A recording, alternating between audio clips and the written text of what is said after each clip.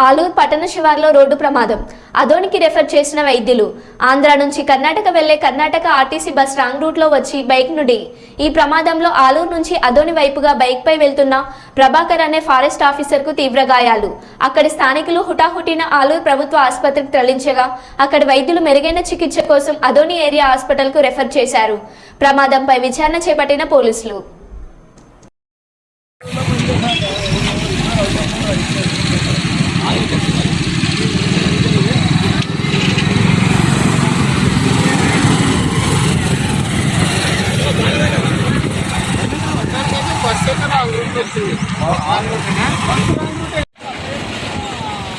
దూరం నుంచి long shot తీసుకోవాలి. రోడ్డు పెడితే ఎట్లా తీసుకోరా?